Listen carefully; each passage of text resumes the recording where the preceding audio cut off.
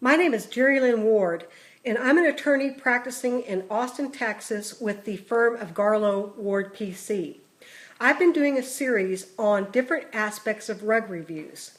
Today I'm going to look at the aspect of the documents that you will be asked to sign during the exit interview. During the exit interview of a rug on-site review, you will be asked to sign and initial various documents. It is very important that you understand what you are initialing or signing. Carefully review the document that you are asked to sign, and if you don't understand what it is or what it means, ask questions before you sign or initial it.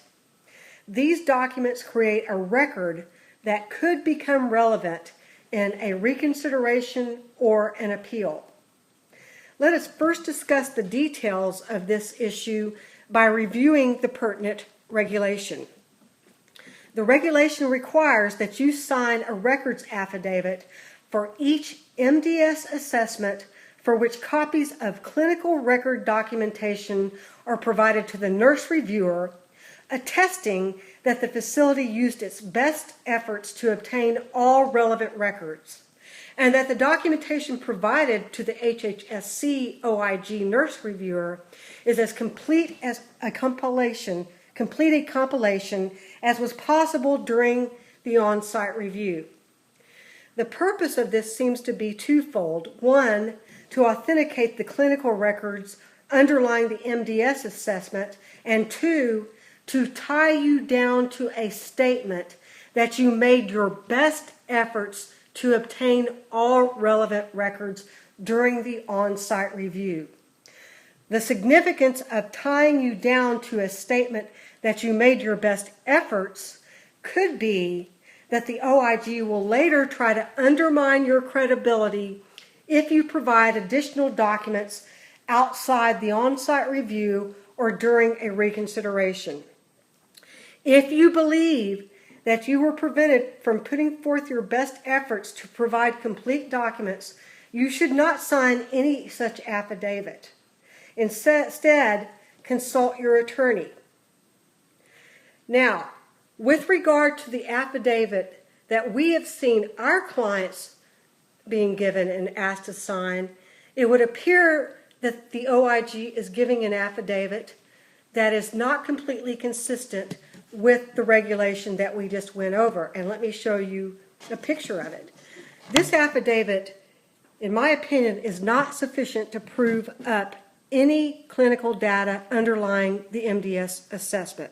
In fact, it only appears to authenticate the client records inventory that was created by the reviewers. It also does not seem to prove up these clinical records because when we have seen the number of pages portion filled in these affidavits, there have been only 1 or 2 pages. Thus, it appears to us it is an attempt to authenticate only this inventory, which is not even created by the facility.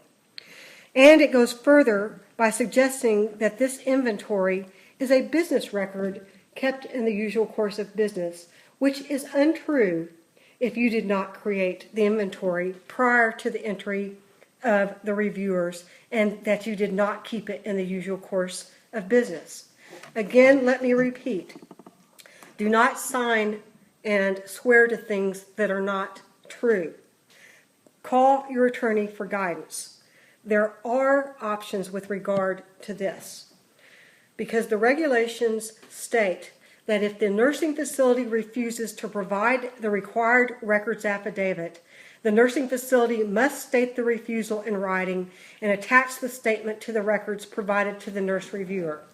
If you find yourself in the uncomfortable position of swearing to a document that you do not believe is correct, I suggest that you call your attorney, discuss your options with him, and if you decide to write such a statement, that you obtain your attorney's assistance with regard to that issue. You will recall in looking at that affidavit that I just showed you There is no attestation as required in the rules that states that the facility used its best efforts to obtain all relevant records. There is an attestation contained in records that you will be given at the exit interview. That is a document that is attached to the back of the preliminary statement of findings given at the exit interview. This attestation states that the provider is agreeing that staff was given the opportunity to ask questions during the on-site review and review conference. Before you sign this statement, assure that it is true. If you were not allowed to ask questions during the on-site review, if you were not even given the opportunity to do so, if you were not allowed to ask questions during the exit interview, you should not be signing such a statement. Again, call your lawyer for guidance if you find yourself in this situation. It is very important that you do not sign documents that are not true.